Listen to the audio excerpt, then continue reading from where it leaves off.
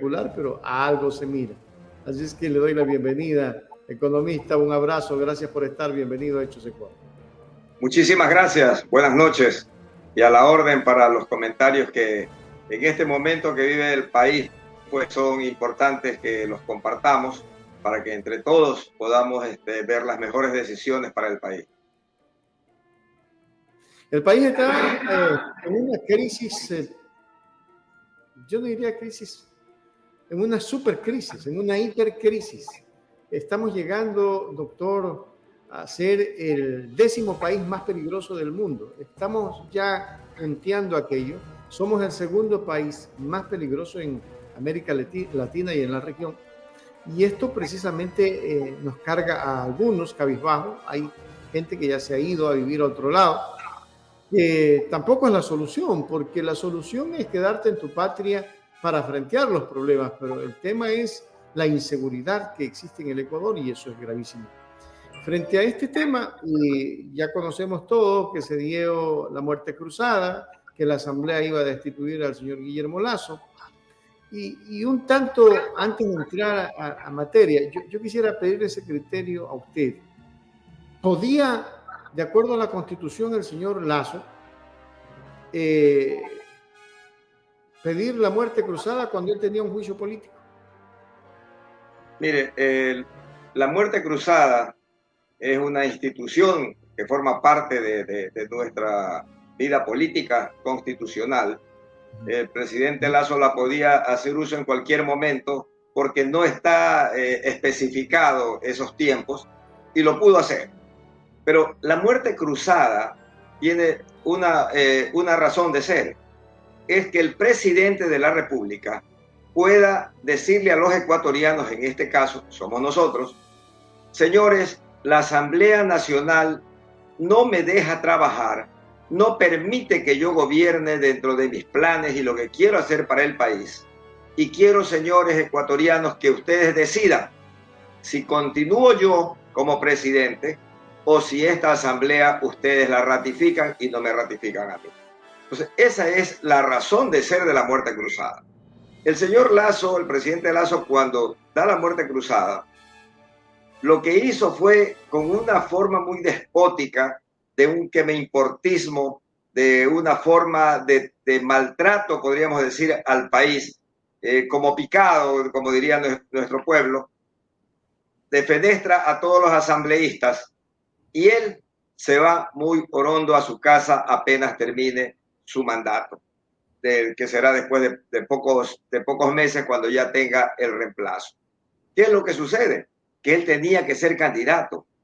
Ahora, él podía esperar que termine el juicio político y lo que es peor es que hace unas semanas él reconoce que podía haber tenido los votos suficientes para no ser censurado, o sea, para no ser destituido, pero que él prefirió la muerte cruzada y no correr para que lo ratifiquen como presidente porque no quería seguir trabajando de esa forma. Y otro engaño que nos hace es que él podía haber esperado que que lo defenestren, lo censuraban y quien continuaba era el vicepresidente hasta el término de su mandato. Porque él cuando fue candidato a la presidencia le dijo a los ecuatorianos, en caso de que yo faltare, el señor Borrero es mi vicepresidente y él me va a reemplazar si es que yo falto. Pero él dejó al Ecuador en ese abismo, pero los ecuatorianos lo hemos tomado con tranquilidad, en realidad lo hemos tomado con tranquilidad, porque sabemos que él se va y va a ser decisión nuestra si elegimos a una parte de esos asambleístas y vemos a quién vamos a elegir para que continúe en la presidencia. Por eso usted ha visto que nadie ha salido a protestar, ni a decir qué pena que se va el presidente, ninguna cosa de esa, sino que simplemente hemos mirado hacia adelante y vamos a tener elecciones el 20 de agosto y ahí tomaremos nuestras decisiones. Ahora, en el término de cómo se están manejando, ayer ya empezó la campaña electoral. Una elección anticipada para usted, doctor Nicanor, ¿qué implica en los candidatos que tienen que tener propuestas sostenidas y sustentables? Hay 8 candidatos, entre ellos una única mujer. No se tiene que como que hacer una evaluación de esas propuestas porque en 2 meses prepararon todo. Mire, esta situación que vivimos, lo único que ha causado es que transparentemos la realidad política del Ecuador y principalmente la realidad política de los partidos y movimientos políticos, todas las organizaciones. Fíjense usted, tenemos 8 candidatos, una mujer, que coincidentalmente esa mujer pertenece al único partido que tiene estructura política, es decir, un partido que ha podido escoger su binomio de su propia militancia, de personas, de profesionales que han trabajado en el gobierno del presidente Correa, es decir, que son militantes, entonces responden a una ideología. Los otros 7 candidatos, no, ninguno de ellos pertenece al partido político por el cual son candidatos ahora. En unos casos han sido invitados a falta de candidatos en estas organizaciones políticas y en otros casos quienes han querido ser candidatos han tenido que ir a buscar quien les preste, le alquile o de cualquier forma le den el nombre y el número para ser candidatos. Y de ahí que usted ve que ante esas circunstancias, en la pre-campaña que hemos tenido, porque eso nadie lo iba a poder controlar y todos lo han hecho por las necesidades del tiempo, a la única candidatura que hemos visto que ha podido salir a las calles, a recorrer las calles, los mercados, a ser recibido, a hacer tarima, con algarabía, con caravanas en cada ciudad que visita, son los candidatos de la Revolución Ciudadana. Mientras los otros candidatos han hecho lo mismo, han recorrido ya el país, lo están recorriendo, pero tienen que ir a clubes, a gremios, asociaciones que los reciban en pequeños locales, porque no tienen una estructura de partido que los pueda respaldar. Entonces estamos viviendo esa circunstancia y eso que estamos viviendo ahora es lo que se va a reflejar, lo que se reflejaría en el gobierno que vamos a tener después de estas elecciones. Yo creo que va a ser muy cerca del 20 de agosto porque esto va a terminar en una sola vuelta y ahí ya tendremos el nuevo binomio presidencial y las nuevas autoridades legislativas y el Ecuador, como es todo en la vida, continuará. Entonces, esa es la situación en la que estamos abocados. Pero también es una situación que es fácil para los ecuatorianos el de resolverlo, ¿no? Estamos nosotros ante entre 7 candidatos que no tienen ninguna ideología, no tienen ni siquiera qué mencionarnos. Lo único que han hecho es tomar de la investigación, que no hay que investigar mucho además, cuáles son las falencias que tiene el Ecuador y qué es lo que ellos tendrían que decirle al pueblo. Cuando las cosas son normales en un país, los marqueteros políticos tienen que hacer investigaciones para saber qué es lo que el ecuatoriano, en este caso, requiere de un nuevo presidente. Ahora no, si no hay salud, destruida la educación, no hay trabajo, la inseguridad ha sido la peor de la existencia del Ecuador. No hay que hacer ningún estudio. Entonces, todos están diciendo que voy a atacar la seguridad, pero no dicen cómo, pero ninguno lo hace bajo ninguna ideología. Su única ideología es esa que nos han metido a los ecuatorianos. Yo siempre he protestado en los medios de comunicación y he denunciado el daño que se le hacía al Ecuador cuando nos dividían entre correístas y anticorreístas. Los 7 simplemente son anticorreístas. El plan de gobierno, destruir al correísmo, traerlo al expresidente Correa, meterlos presos, que Glass regrese a la cárcel. Ese es el plan de gobierno. Se puede imaginar. Entonces, los ecuatorianos vamos a tener facilidad para determinar qué es lo que debemos que hacer con nuestro voto. Ahora, usted habló de algo que me dejó muy abierto en el tema de la elección. Usted dijo que va a haber una sola vuelta. Y usted es experto electoral. Ese es el olfato que hay en este momento casi en la mayoría de las encuestadoras. Incluso encuestadoras, hubo una encuestadora internacional, no tengo el dato aquí, que la puso a Lisa en el 53. Y no la puso porque ellos quisieron ponerla, sino porque hicieron un sondeo preelectoral. El 53% es prácticamente una barredera, economista. Mire, ¿por qué yo he hecho un razonamiento y en días anteriores yo manifesté que la Revolución Ciudadana ganaría en la primera vuelta entre el 46 y 48% de los votos. Y lo hago bajo ningún concepto de una pasión, de un deseo, sino por experiencia. Yo tengo en campañas electorales en el Ecuador, le comento, yo fui tesorero de campaña del CFP cuando el doctor Ángel Duarte Valverde fue candidato a la presidencia en la segunda ocasión. Yo fui su diputado alterno cuando él fue diputado, como se llamaba anteriormente, en el Congreso Nacional. Y desde ahí he estado en muchas elecciones y siempre he estado junto a lo que es el control electoral y a lo que es el estudio de dónde están los votos y qué es lo que se va y que se puede hacer, y también del comportamiento de los ecuatorianos. Mire, los ecuatorianos estamos políticamente divididos en tres sectores. Casi un 40%, o sea, entre un 30 y 40% somos de derecha en el Ecuador. Otro entre 30 y 40% somos los que anteriormente los llamaban populistas, peyorativamente. Hoy es el progresismo, porque eso de que el socialismo del siglo XXI, el socialismo no existe, lo que existe es un progresismo, un humanismo. Eso es lo que existe. Y esa es en este momento, y eso ha sido normalmente cómo se ha comportado. Y había un 20% que no ha sido de izquierda, ha estado ahí un poco la extrema derecha y un poquito de la extrema izquierda, porque en el Ecuador las izquierdas puras nunca han llegado a más del 10% todas juntas cuando han habido 2 o 3 partidos de izquierda. Entonces, ¿qué es lo que pasa? Que de acuerdo a cómo va el comportamiento del líder, porque también nosotros en el Ecuador no somos de organizaciones políticas que tienen, como en otros países que tienen 50, 60, 100 años, las organizaciones políticas y se van turnando los líderes de esa organización, ¿no? Sino que aquí los partidos viven a través de un caudillo, a través de un gran líder.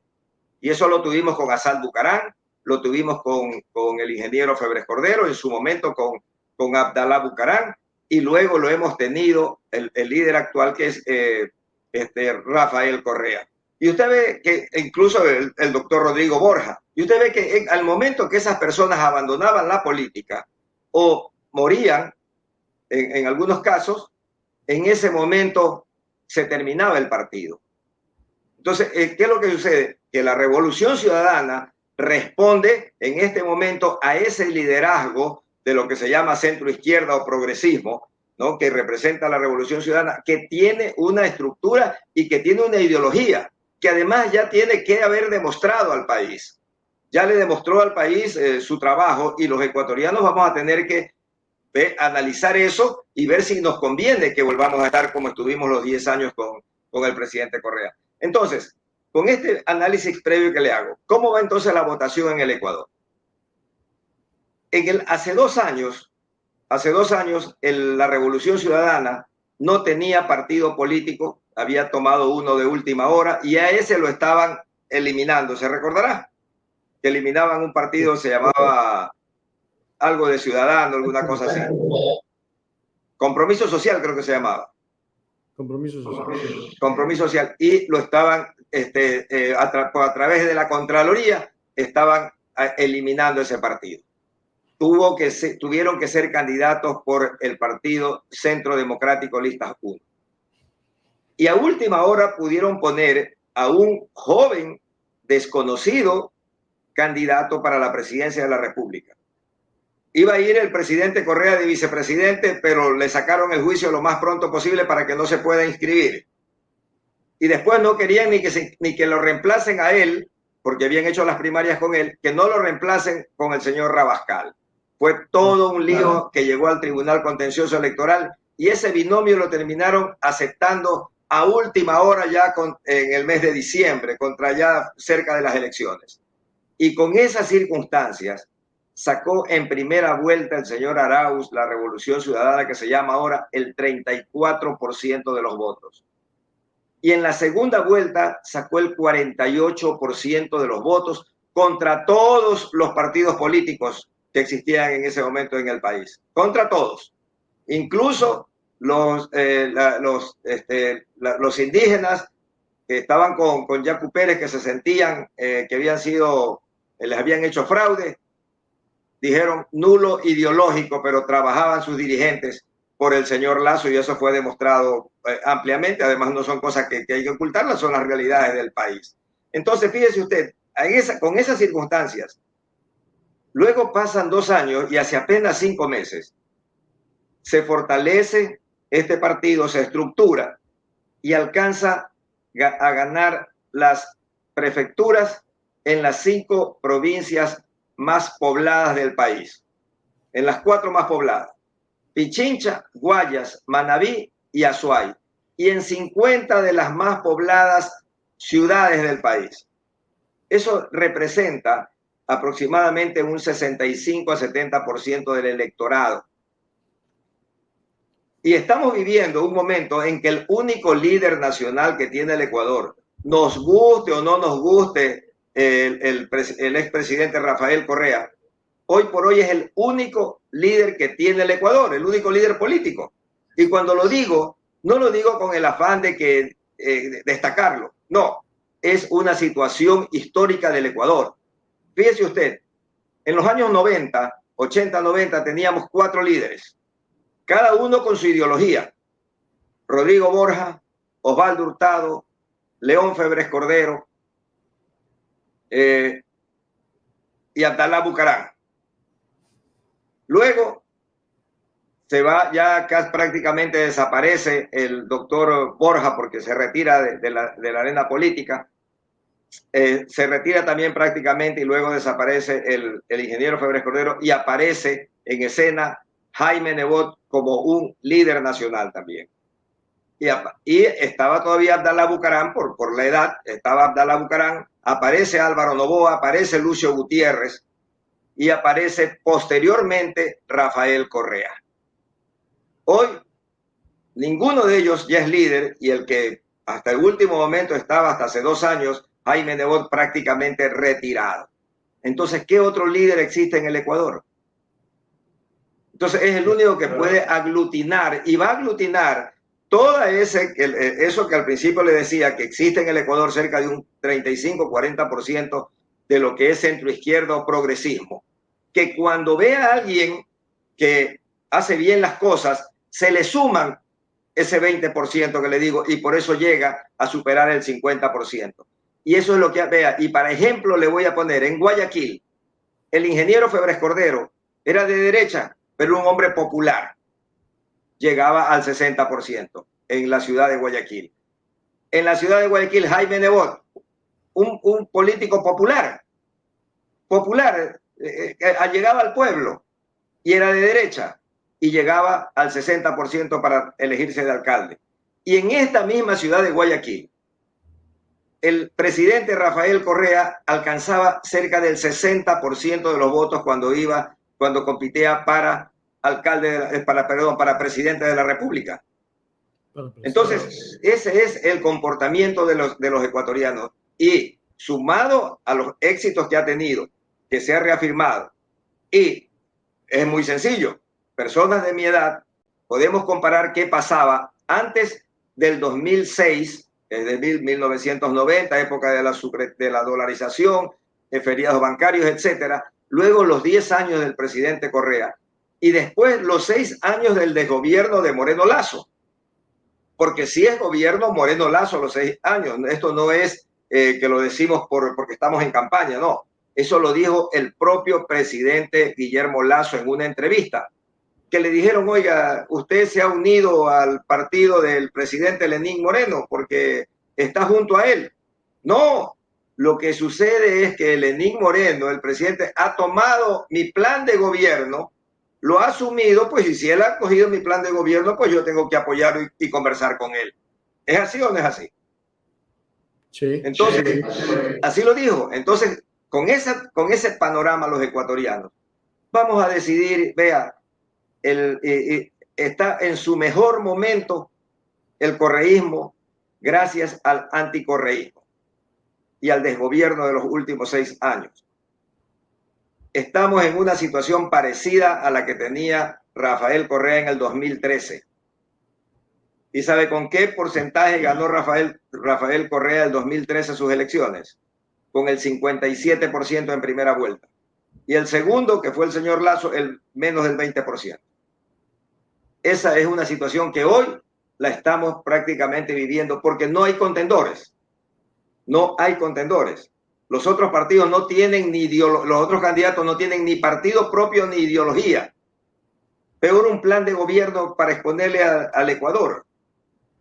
Y lo que es peor, imaginémonos en el supuesto no consentido, que uno de esos 7 candidatos, y yendo más directo al señor Villavicencio, Topic, Otto Sonnenholder o Yacu Pérez, llegasen a ganar la presidencia de la República, llegarían con 10 o 12 asambleístas a repartir el país para gobernar 15 meses, a repartir el país, a entregar lo que queda a grupos de 5, 8, 10 asambleístas para rifarse el país. O sea, algo similar a lo que ha hecho el señor Guillermo Lasso. Y peor.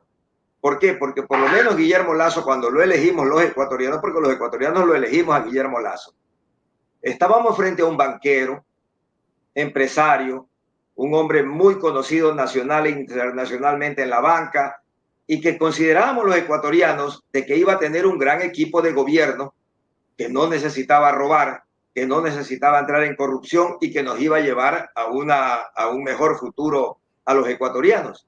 Pero imagínese usted, compare al señor Lasso con un Villavicencio o un Otto Sonnenholder. No existe, a Yacu Pérez, no existe ni siquiera esa mínima relación. Y sería una catástrofe para el Ecuador que nos toque un gobierno de esa calidad y de esas condiciones. El país iría si eso se llega a dar, economista moscoso. Pero vamos más allá. Llega a la presidencia Luisa González. Año y medio.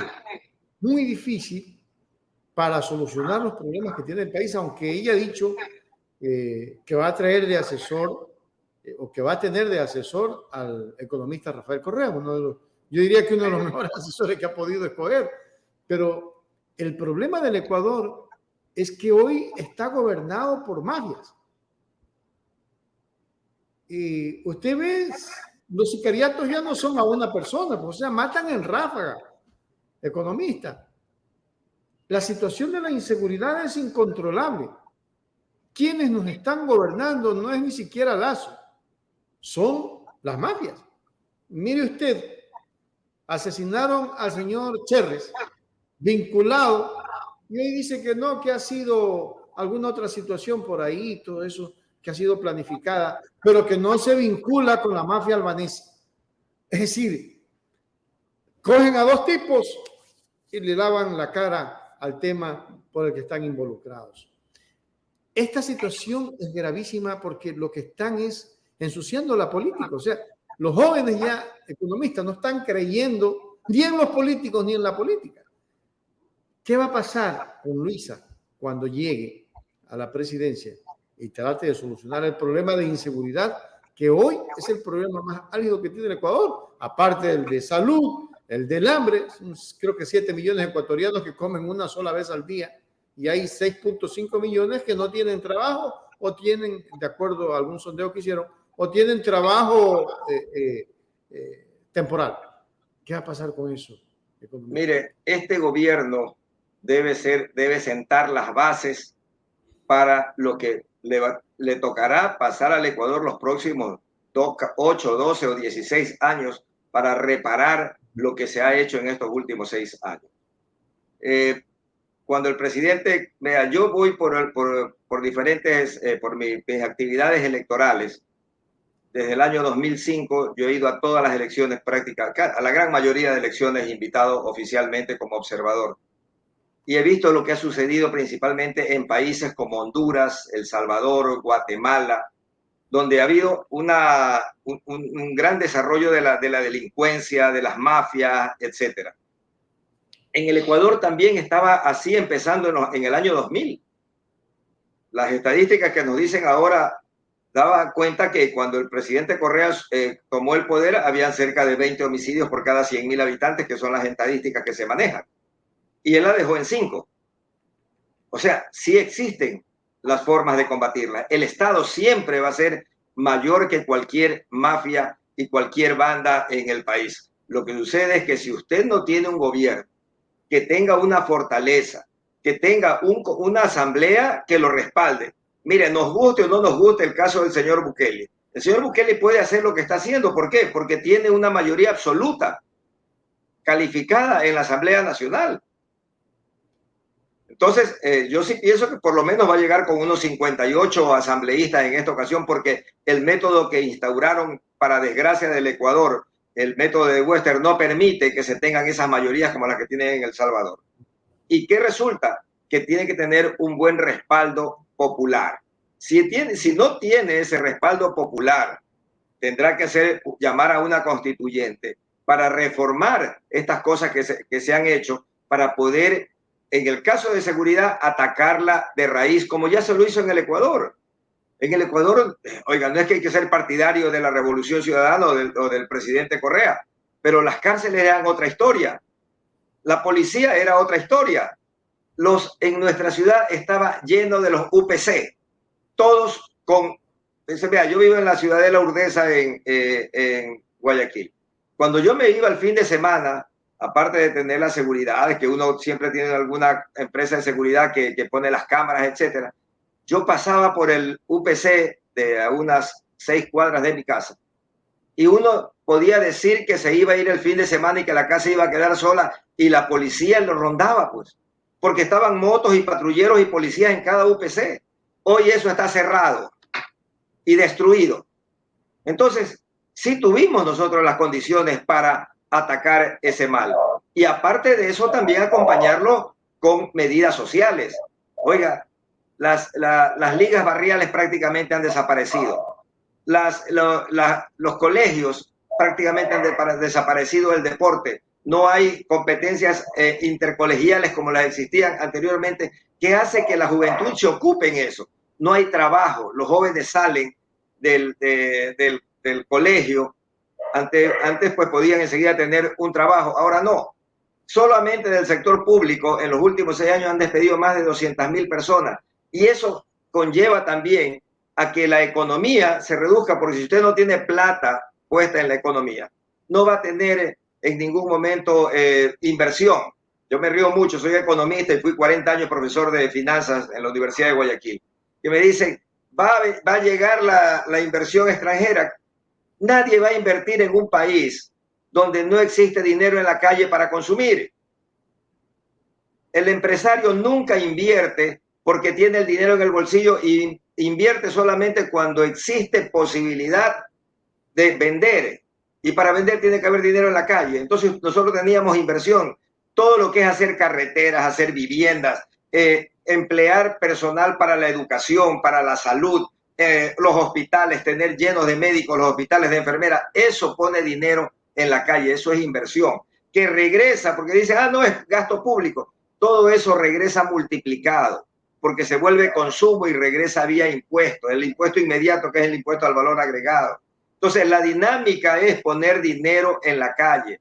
Vea, aquí en la campaña anterior, el señor Arauz decía que iba a entregar $1,000 a 1 millón de familias. Dijeron que estaba loco. Eso hicieron en los Estados Unidos. Entregaron dinero, regalaron dinero. ¿Para qué? Para que ese dinero en las manos de las personas entre a circular, y entonces tiene una dinámica en la economía. Mientras no exista eso, lo único que sucede es que nadie invierte, ni los nacionales, peor los extranjeros. Y de ahí que hemos visto, como no hemos tenido inversión pública en el país, se ha caído como nunca la inversión extranjera y la inversión. Y fíjense, nos estafaron además, porque sacaron unas leyes que para incentivar las inversiones, que le quitaban los impuestos una cantidad de años, y consideraban como inversión que una empresa grande que ya tenía que renovar su maquinaria, renovaba la maquinaria, y consideraban que eso era inversión que habían hecho en el país, y no pague impuestos 5 años, 10 años, no me acuerdo cuánto. Pero con ese tipo de estafa al Estado es lo que hemos vivido. Entonces, si no hay dinero en la calle, no va a haber progreso, no va a haber trabajo y no va a haber desarrollo. Y eso lo tenemos entregando salud, haciendo carreteras. Oiga, y hay hartísimo que hacer. Hay que reparar todas las carreteras que se construyeron. Y ahí tiene trabajo. ¿Cómo salió los Estados Unidos de la Gran Depresión? Construyendo y construyendo e invirtiendo. Es la única manera. Pero si aquí no se invierte y se dice, no, yo la plata la tengo que tener guardada porque quiero que todo el mundo sepa que tengo dinero. Esto es ni más ni menos que un padre de familia.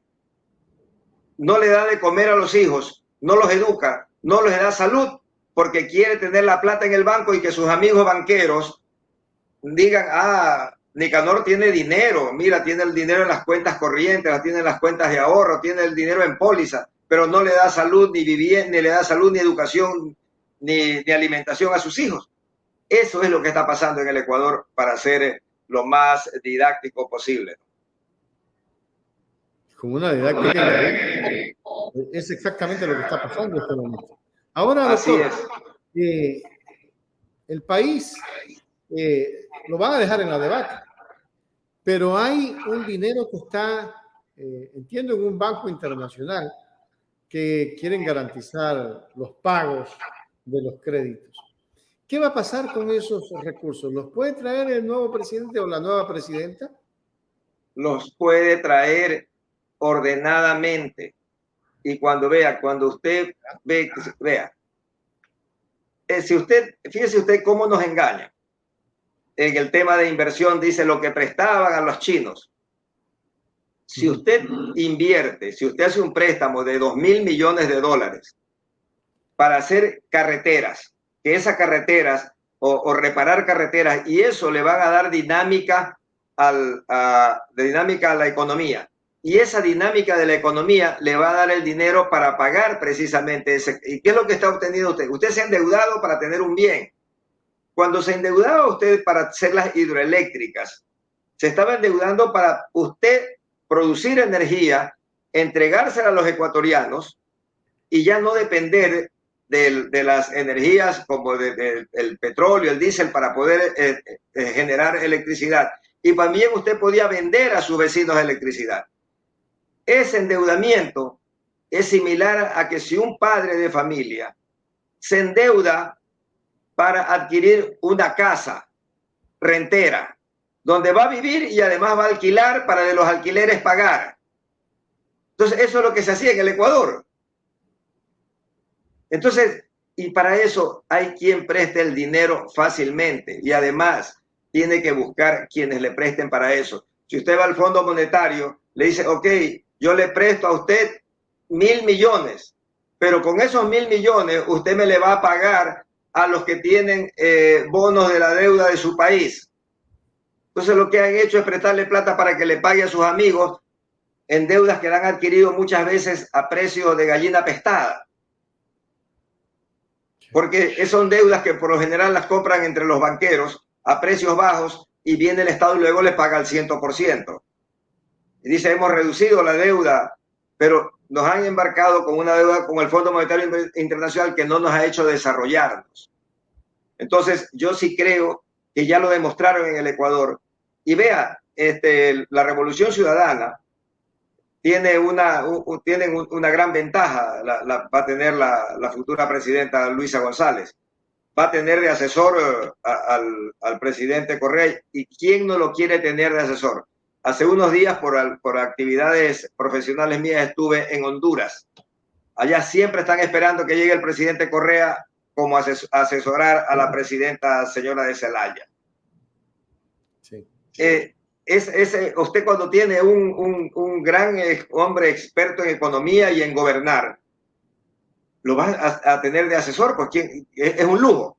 Aparte de eso, hay una gran cantidad de altos funcionarios del gobierno del presidente Correa que están ahí, que fíjense, no participan en las elecciones, pero es una gran experiencia que tendrá que ser acogida en la medida que la necesite la futura presidenta. Entonces existe un gran expertise, una gran cantidad de personas que van a apoyar con experiencia, sabiendo lo bueno, que lo que se hizo bien para repetirlo y sabiendo también lo que se hizo mal para que no se vuelva a repetir. Y también y también anticiparse a cualquier acto de corrupción que vaya a perjudicar al gobierno y al país. Y aquí nos está diciendo, pero Lasso ya se está gastando la reserva, no va a dejar nada con el cuento del fenómeno del Niño. Está a punto de irse Lasso y está comenzando a gastarse los recursos, doctor. Mire, yo creo que no va a alcanzar a gastarse los recursos, ¿sabes por qué? Porque no tienen ni organización. Y resulta que, fíjese usted, para comprar, estamos, vea, yendo al tema seguridad. Los chalecos se debieron comprar hace 5 años. Los chalecos antibalas de protección para la policía, que es una de las herramientas básicas del policía. Es casi como alimentarse, ¿no? Y se han pasado 2 años de gobierno, más de 2 años de gobierno, y no han podido comprar los chalecos. Recién los están adquiriendo, con el problema que el ministro que dijo que lo habían querido coimar con $2 millones, pero que él no había aceptado, pero que no sabía después quién se lo hacía, etc. Fíjese, entonces, si no han sido capaces de gastar eso, no van a ser capaces de en 3 meses gastar nada. ¿Por qué? Porque no tienen planificación. No tienen planificación. Y para usted gastarse una plata, tiene que planificar, tiene que hacer los proyectos, tiene que meterlo en el presupuesto y tiene que sacarlo a licitación, tiene que sacarlo, y eso no les va a alcanzar. No lo han hecho en los 2 años, para nada. Lo que han hecho por ahí es pequeñas obras, que es lo único a lo que han respondido, pero no han podido hacer ninguna gran obra. ¿Por qué? Porque con este desgobierno, ¿qué ministro sabía que iba a durar 3 o 4 meses en el puesto y hacer un proyecto importante de demora por lo menos 6 meses, 1 año? Por eso no han podido hacer absolutamente nada. Yo no creo que se pueda gastar, y cualquier cosa que quiera coger va a ser detectable y va a sufrir duras consecuencias si es que lo hace. Claro que sí. Está preguntando y hace una reflexión muy sabia, por eso traigo en pantalla. Dice, economista Nicanor Moscoso, estoy preocupado más por el fraude que puedan hacer en el CNE. Es obvio el triunfo de Luisa González y Andrés Arauz. Ojalá no suceda cuando lo pusieron a dedo a Lasso. Mire lo que está razonando Rufo y analícelo, doctor, economista. Sí, mire, el tema del fraude es algo que en el voto, nosotros tenemos voto manual en el día de las elecciones. El voto manual significa que votamos en un papel y que estamos en manos de las 5 personas que están en cada mesa. Esto, lo que pasa en el día, eso no tiene nada que ver los consejeros, porque 5 consejeros en Quito, porque más que estén recorriendo el país, no pueden controlar las 40.000 mesas. Los partidos políticos, y en esto la Revolución Ciudadana tiene que hacer su tarea y tiene condiciones, tiene facilidades para hacerla por la militancia que tiene y por lo que hemos hablado de la estructura que tiene, que en cada mesa tiene que haber un delegado, mínimo un delegado por partido. Y por esas mismas circunstancias, ya casi hace 30 años que existe en la legislación electoral ecuatoriana, que se permite tener un delegado por cada candidato o partido en las mesas. Entonces, tienen que cuidarse las mesas. ¿Qué es lo que va a pasar con los 7 candidatos restantes que no van a tener quien le controle las mesas? La Revolución Ciudadana tiene que controlar las mesas. Y yo sí considero que lo va a hacer. Luego, reunir sus actas y poder cotejar sus actas con lo que publica y suma el CNE. Y eso lo hacen los partidos organizados. Los partidos desorganizados o que no tienen esa estructura le pasa lo que el señor Lasso en el 2017, que decía que le habían hecho fraude. Que resulta que él no tenía en ese tiempo como 35.000 actas, no tenía las 35.000 actas.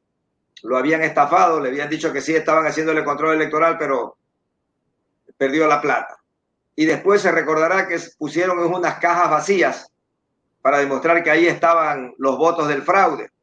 Pero nunca pudo comparar una acta diciendo, en esta acta tengo 100 votos y me han puesto 30. Y cuando pidió abrir 4.000 actas, 4.000 juntas, Yo fui invitado al Coliseo Rumiñahui en Quito y abrieron como 3.000 o 4.000 juntas receptoras del voto. ¿Y sabe cuántos delegados envió el señor Lasso en esa ocasión para que vayan a ver el reconteo? A nadie. Entonces, ¿eso es por qué? Porque no tienen el control. Y para que vea que esto funciona, le voy a poner el siguiente ejemplo. En Guayaquil y en Guayas, en la última elección, a las 5 de la tarde, ¿qué nos dijeron dos encuestadoras de las más famosas, Market y Cedatos?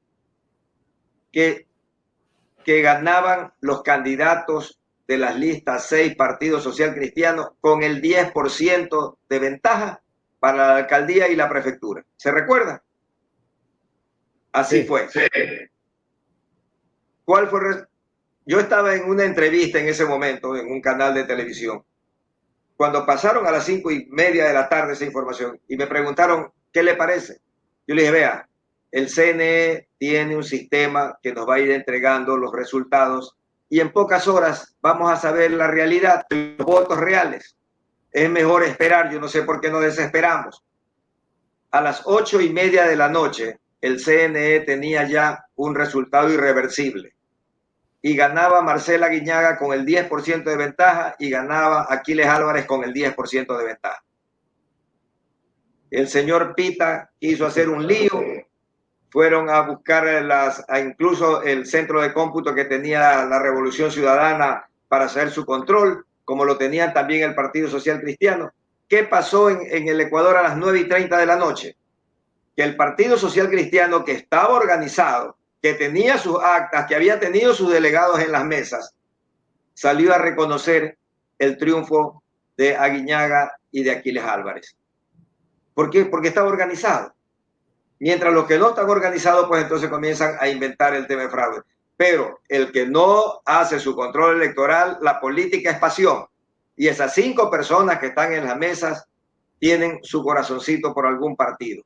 Entonces es mejor que nos controlemos. Por eso yo sí soy partidario de que incluso los miembros de mesa provengan de partidos políticos, los vocales del tribunal, que ahora se llaman consejeros, provengan de los partidos políticos para que haya una autocontrol entre los partidos. Pero tenemos nosotros aquí que los delegados de mesa pueden estar presentes, pueden recabar el acta y el acta ya no puede ser falsificada como lo hacían antes. Antes sí podían reemplazar las actas, ahora ya no, porque tienen un código de barra que no lo permite. Claro. Ahora, y no porque haya fraude, sino porque el migrante no sabe votar, no sabe cómo inscribirse con el voto telemático. La falta de capacitación, estaba quejándose Esther Cuesta de que el CNE no está capacitando a la gente en el exterior. Pero no es necesario, y allí también lo que usted decía, economista, que el partido que es organizado de la Revolución Ciudadana debería como que de capacitar a la gente y qué sé yo, pues poner el día de las elecciones 50, 100 mesas con una tableta o una computadora para que la gente haga cola, se va inscribiendo y va votando. O sea, si se organizan, debería de ser la mejor votación, más vale, para ellos. Así es, mire, ya la votación telemática es algo que existe en muchos países, precisamente por los inmigrantes, especialmente en América Latina. Tenemos muchos inmigrantes, la mayoría de los países latinoamericanos, especialmente en Estados Unidos y Europa. Yo creo que el CNE en esto no hizo los esfuerzos que podía hacer. Podíamos seguir avanzando en el voto telemático para los inmigrantes, pero al mismo tiempo dar la posibilidad de hacer el voto presencial. Especialmente en las ciudades donde hay más conglomerado de ecuatorianos y en donde por esa misma condición los consulados tienen una fortaleza y pueden ser apoyados por las asociaciones de ecuatorianos radicados en esos lugares. O sea, sí debió haber hecho ese esfuerzo para que quienes quieran usen el voto telemático y quienes quieran ir a votar presencialmente lo hagan. Eso lo podía hacer con mucha facilidad en ciudades principales, que va a decirte que Miami, que Nueva York, que Chicago, que Los Ángeles, en diferentes lugares donde hay más cantidad de en Nueva York, donde hay más cantidad de ecuatorianos, y en Europa, ciudades como Barcelona, Madrid, en Italia también algunas ciudades, etcétera, en donde podía haberse hecho eso. Y en América y en Sudamérica, en Latinoamérica en general, había una mayor facilidad.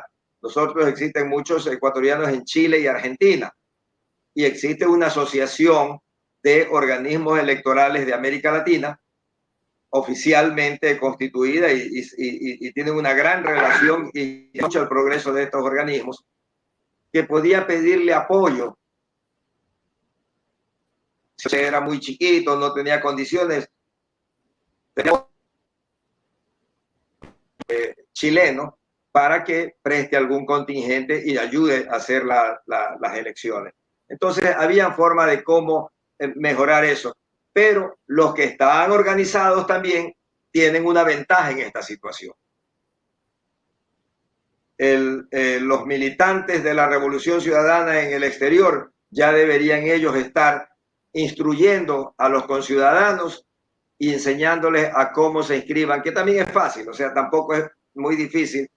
Hoy ya la tecnología es utilizada por todos nosotros. Lo que estamos haciendo ahora, hace unos años, pocos años, era impensable.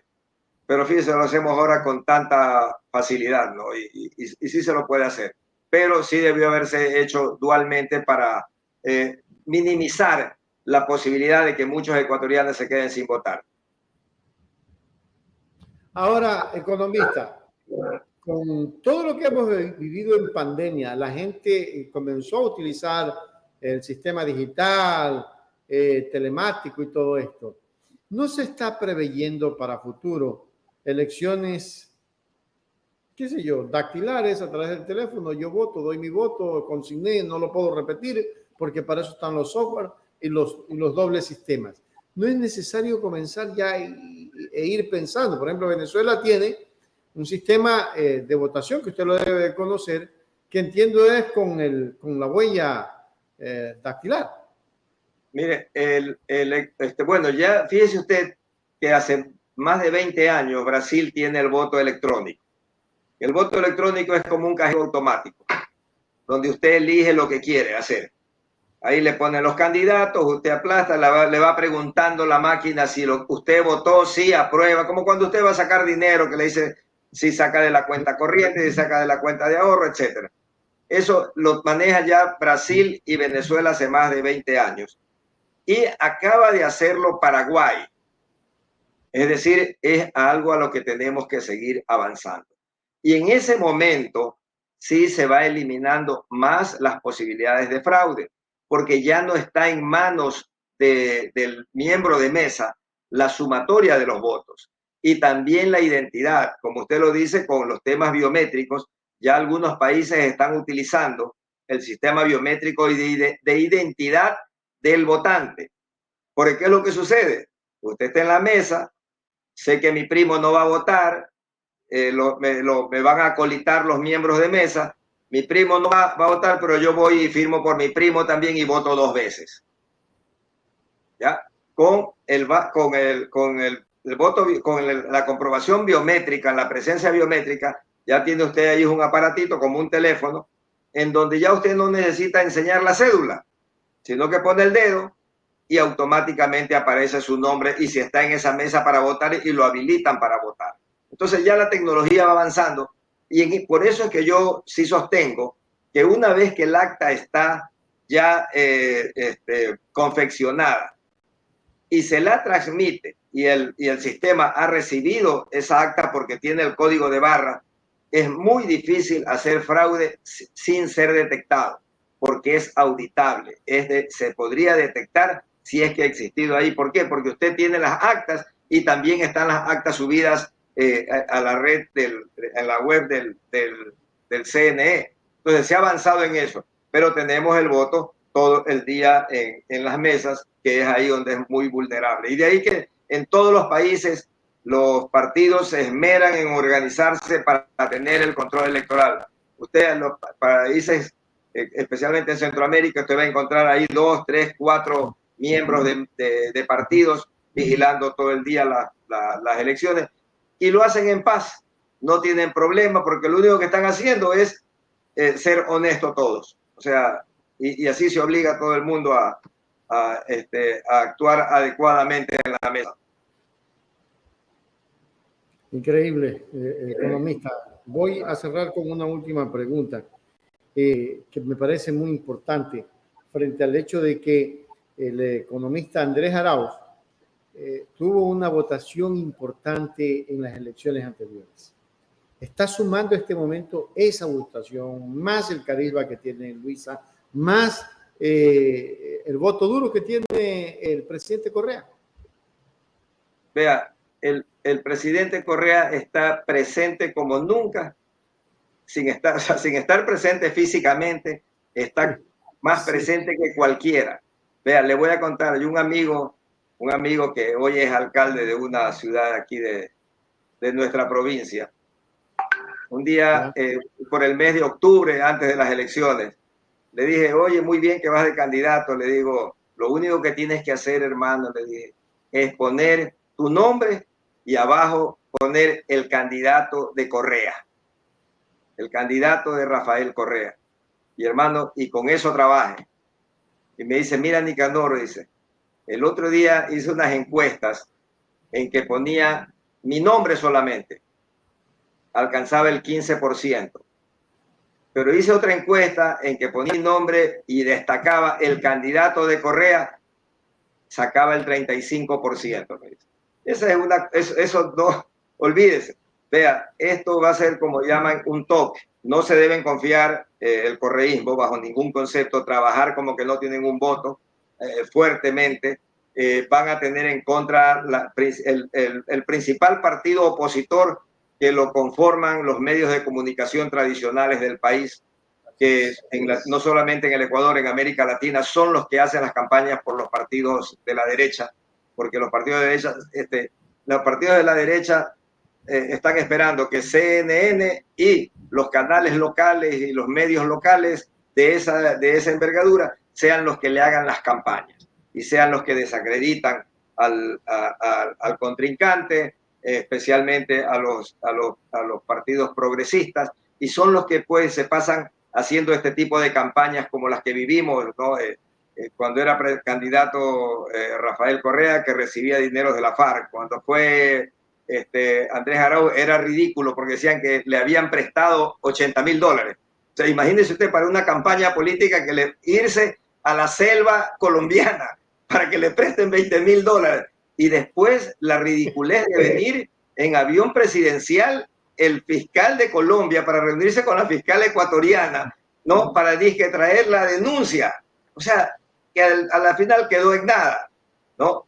Y ahora lo que estamos viendo con el tema de los helicópteros y del caso Gabela, que se lo calentó precisamente en estos días, y a mí me llamó un detalle que quizás no lo han captado, de comparaciones. Entonces, ahora ya dicen que no, que el presidente Correa no sabía de quién mandó a matar ni nada de esas cosas, pero que sí le habían informado, ya tenía fuentes de que los helicópteros no eran de buena calidad, para llamarlo así fácilmente, que no eran de buena calidad, ¿verdad? Entonces, y dice pues que por eso ya era culpa del presidente Correa. Y yo lo hago vea, yo como he sido gerente, ¿no? ¿Qué es lo que hace usted cuando pasa algo? Le vienen versiones, quizás negativas. ¿Usted qué es lo que tiene que hacer? Acogerlas y decirle al encargado, mira, están denunciando esto, para que tú tomes las medidas. Porque él no las puede estar creyéndole a uno y a otro, porque también puede que el que viene a denunciar que no son buenos los productos es porque no le están comprando a él, ¿verdad? Entonces quiere quizás meter su proveedor. Entonces tiene que dejarlo, y en este caso tendría que ser el Comando Conjunto de las Fuerzas Armadas quien tenía que tomar la decisión. Y vea, y yo acabo de ver que están comprando los chalecos, que dice que ya denuncias de otras empresas que venden los chalecos, que denuncian que está dirigido, que no es la mejor empresa, que no son las mejores marcas. Entonces sería ya haciendo análogos las cosas, sería pues que el presidente Lasso está en contubernio para que compren chalecos de mala calidad y con sobreprecio. Fíjese usted. Comparable, ¿verdad? Sí, claro, comparable. Entonces, sí, y mire usted, pero lo traiga precisamente en campaña. Lo bueno es que ya los ecuatorianos esas cosas ya no las creemos y vamos a decidir sin duda a conciencia, no porque nos digan vota bien, porque votando bien eres inteligente, vamos a votar a nuestra conciencia. Y repito, los mayores, vamos a comparar lo que pasaba en 1990, las primeras, el quinquenio del 2000, lo que sucedió entre el 2007 y el 2017 con el presidente Correa y lo que hemos vivido los 6 últimos meses. Y vamos a hacer nuestra comparación y vamos a ejercer el voto. Y ya lo hemos demostrado que así lo hacemos. Vea, en Guayaquil, 30 años nos pasamos eligiendo el 60% de los guayaquileños a Febres Cordero y Nebot, hasta que vino un fracaso administrativo de la candidata Viteri del Partido Social Cristiano y la gente recurrió al candidato que tenía la historia de haber hecho las cosas bien, su líder, Rafael Correa, y lo nombran a Aquiles Álvarez, alcalde de Guayaquil. Ese es el ecuatoriano y eso es lo que va a suceder sin duda el 20 de agosto. Y más que aquello, economista, es el tema de que la gente se cansó. La gente se cansó de los 6 años de Moreno, que destruyeron todo. Yo hoy iba al registro civil acompañándole a un amigo que iba a sacar la cédula. Me dice, acompáñame un momento, y lo llevé en mi carro. Le dieron cita para después de 3 meses y medio, o sea, no va a votar. Así es, fíjese. O sea, no, y hay cosas tremendas y que las vivíamos antes. Fíjese, el tema para los que somos afiliados al Seguro Social y los que somos jubilados, como en mi caso del Seguro Social. Antes de la existencia del...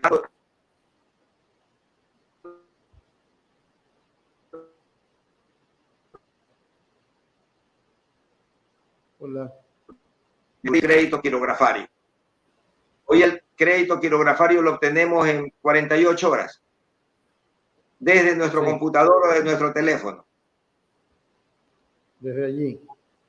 Esas son las realidades. ¿Y eso en qué época se lo hizo? En la época del presidente Correa. Si en el Seguro Social no se hubiese hecho aquí en Guayaquil el Hospital de los Ceibos, ¿dónde se hubiesen atendido los guayaquileños en la pandemia?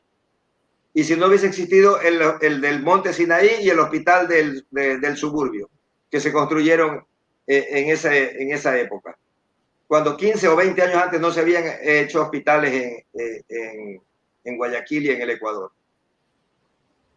En la educación, el Vicente Rocafuerte, el 28 de mayo, los 3 colegios de Guayaquil, ahí eran ese edificio y ahí terminó.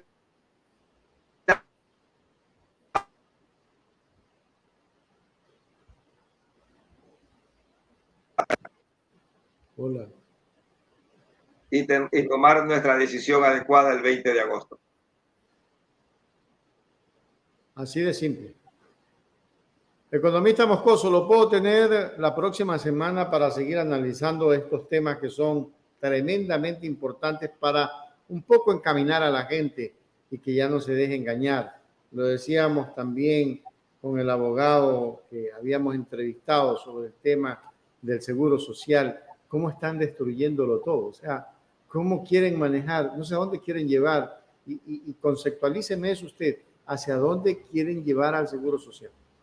Vea, en la época de Sixto Durán se quisieron llevar el seguro cuando había la fiebre de la seguridad privada. Estaba sucediendo en Chile y nosotros teníamos que seguir el mismo ejemplo. Como querían hacerlo, hicieron un referéndum que una de las preguntas era si consideraban o sea, le preguntaron a los ecuatorianos la no obligatoriedad de afiliar al seguro social, sino que sea voluntario y el que quería, pues, vaya al seguro privado. Y obviamente todos los empresarios iban a poner a sus empleados en la seguridad privada. Y con eso terminaban prácticamente con el seguro social. Hicieron toda una campaña en el gobierno de Sixto Durán. Oiga, y el pueblo fue inteligente y le dijo no a esa pregunta, cuando todos pensaban que iba a ganar el sí. no vamos a permitir los ecuatorianos que nos metan manos en el seguro social, sino que más bien tienen que hacerlo más robusto y que prime la honradez, la sensatez y la buena administración como lo merece ese organismo. Que además, fíjese usted, sirve incluso para financiar el desarrollo del país. Cuando usted tiene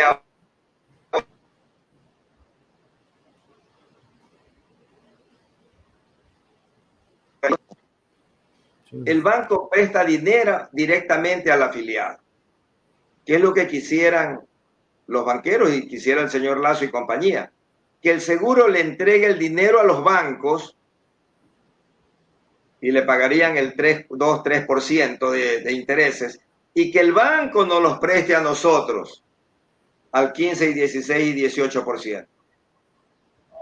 Fíjese usted la ventaja que tiene el Seguro Social de tener el banco propio, porque lo mismo sucede con el crédito hipotecario. Los bancos quisieran es que el seguro les entregue el dinero prestado a ellos para que ellos nos los presten a los ecuatorianos al 1 o 2% y ellos prestárnoslos hipotecariamente al 10 o 12%.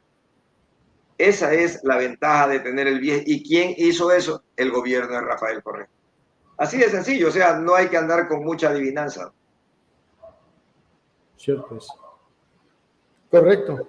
Economista, nos pasamos, pero ahí estamos. Un abrazo, gracias por haber estado. Espero volverlo a tener en Hechos Ecuador. A la orden siempre. Gracias. Buenas noches. Un abrazo, economista. Gracias por estar. El economista Nicanor Moscoso ha estado con nosotros. Linda entrevista. Y cómo nos gustaría que siempre esté en Hechos Ecuador el economista para que haga estos análisis y despierte conciencia ciudadana. Miren, ecuatorianos, uno de los problemas que tenemos es que la gente no tiene conciencia. Y hay gente que no tiene que comer, pero vota por Lasso. Eso pasó. Hay gente que no tiene por odio. Hay gente que odia a Correa porque lo que dijeron los medios es que Correa se había robado la plata. Eso le metieron a los ciudadanos, a los humildes, a los que todavía tienen un televisor de esos boludos y miran la televisión y ven a Alex Alfonso de los Pinoza, a toda esta gente que le hizo daño al país, influenciando en la mente de los pobres, de los humildes. Se robaron más de $400,000, más de $70,000 millones.